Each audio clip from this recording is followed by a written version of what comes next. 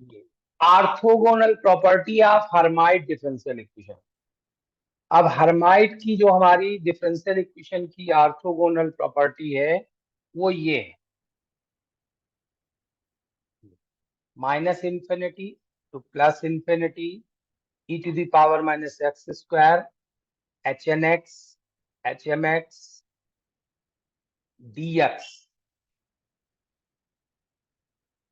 To the power n factorial root pi Kronecker delta m equal to this value if m equal to n equal to 0 if m does not equal to n। ये है हमारी orthogonal property of Hermite. तो पहला prove करते हैं m does not equal to n। इसकी differential equation लेते हैं, ले लिया डिफरेंशियल इक्वेशन।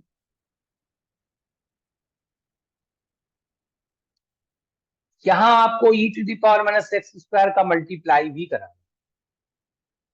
तो e to the power minus x square का मल्टीप्लाई कर दीजिए। अभी पहले y बराबर एच एन एक्स ले लीजिए, जैसे उसमें पी एन एक्स लिया था इसमें एच एन एक्स ले लीजिए।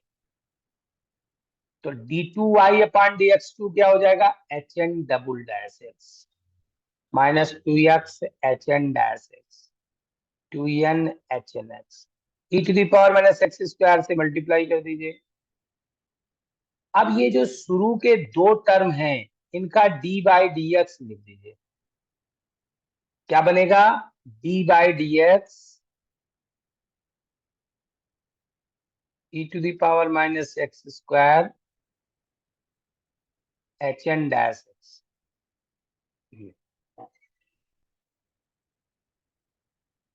इसको डिफरेंशिएट कर दीजिए, E to the power minus x square H N double dash x minus two X E to the power minus x square H N dash x.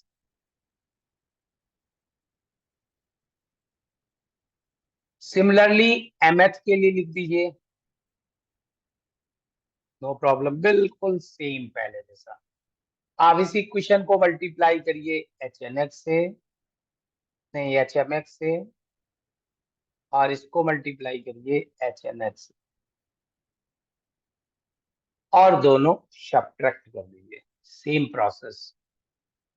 And integrating minus infinity to plus infinity एक साथ लिख दिया। इसमें किसका multiply किया है, H m x से, ये आ गया। इसमें किसका मल्टीप्लाई किया है, एच एन एक्स से, ये आ गया। फिर H n x H m x H m x H n x, ये आ गया।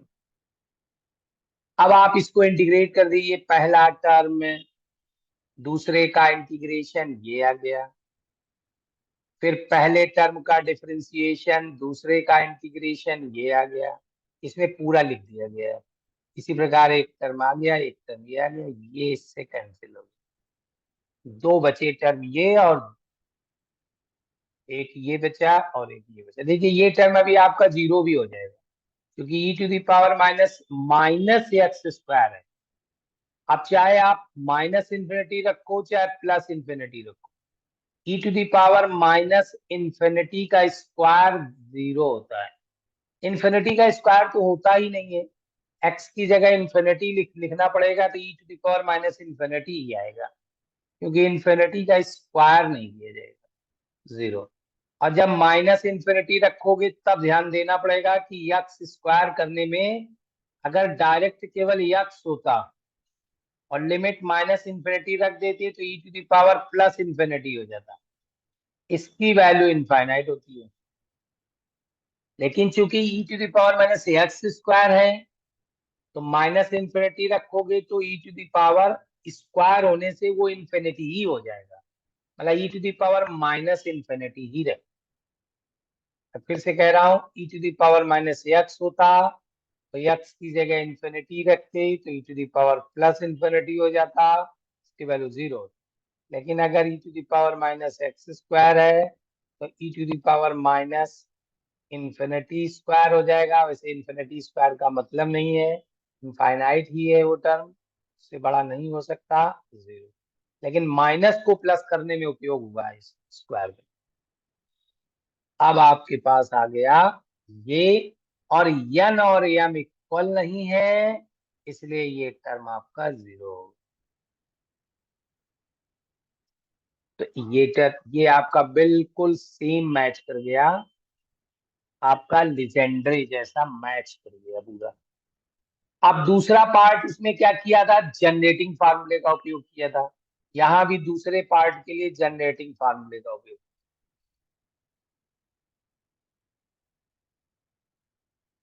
एक बार एच एन एक्स लिखिए तो टी को T1 लिख लीजिए, एक बार एच एम एक्स लिखिए तो टी को T2 लिख दीजिए। सेम प्रोसेस, आप दोनों को मल्टीप्लाई कर दीजिए। यहाँ पर आपका एच एन और एच एम भी आएगा, और जैसे ही एन और एम जब बराबर हो जाएंगे तो वो आपका टर्म आएगा, और जब अलग अलग होंगे तो 0 आ जाएगा।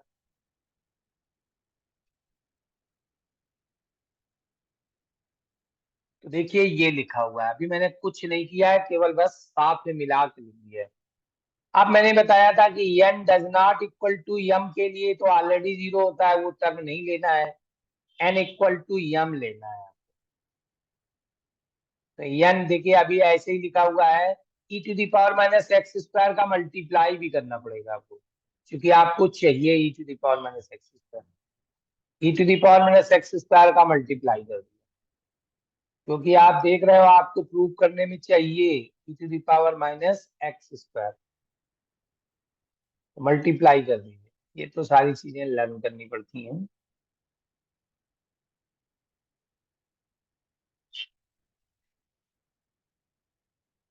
e to the power minus x square का मल्टीप्लाई कर दिया। फिर ये जो टर्म लिखा है माइनस एक्स स्क्वायर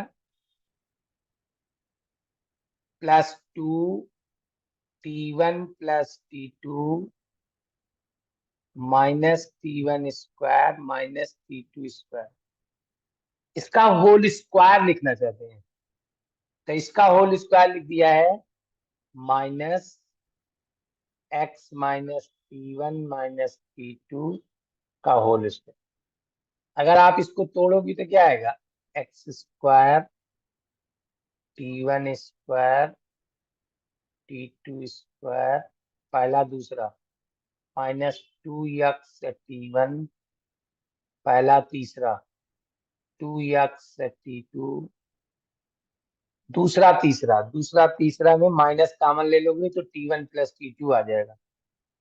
तो दूसरा तीसरा प्लस 2T1 T,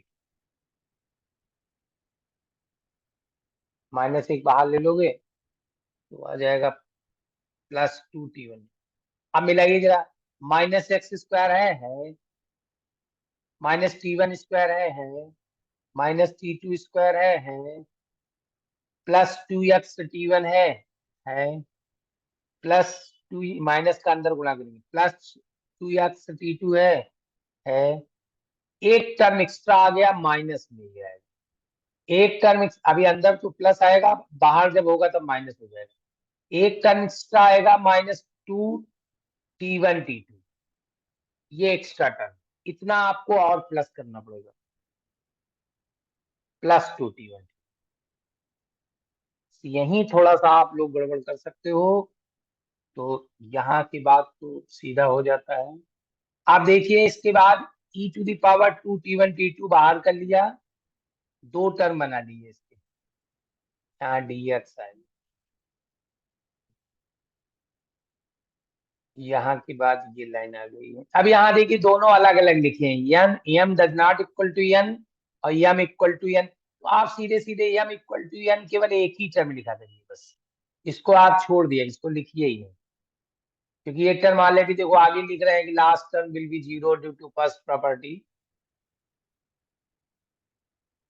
एन बराबर 0 टू इंफिनिटी रखिए, last term will be 0 due to the first property, तो वो आप केवल एक ही टर्म लिया जी, ज्यादा अच्छा है।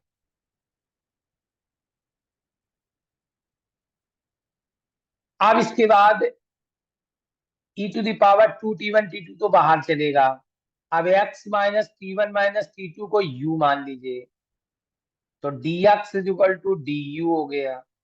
ये यहाँ पुट कर दीजिए, इसकी वैल्यू रूट पाई होती है, इसकी वैल्यू रूट पाई होती है। और e to the power 2t1 t2 का जो एक्सपेंशन होता है उसका अंतिम टर्म आता है 2t1 t2 के power n upon n factor. अंतिम मतलब पहला तो आएगा e टू दी पावर 0, दूसरा मतलब जब आप एक्सपेंड करोगे e के पावर x का होता है 1 plus x square upon 2 factorial. तो जो nth पद आएगा x to the power n upon n factorial आएगा, और n की जगह लिखा है 2t1 t2, तो 2t1 t2 अपान n फैक्टर। अब t1 t2 के पावर n का कोफिशिएंट ले लीजिए, आपको 2। t1 t2 to the power n का कोफिशिएंट ले लीजिए तो आपका लेफ्ट साइड ये आ जाएगा और ये मतलब उसको ऐसे लीजिए। तो यहाँ पर आपका n फैक्टोरियल का स्क्वायर है, यहाँ n फैक्टोरियल है, एक टर्म कैंसिल होगा, n फैक्टोरियल इधर है। This is the complete proof of orthogonal property of Hermite.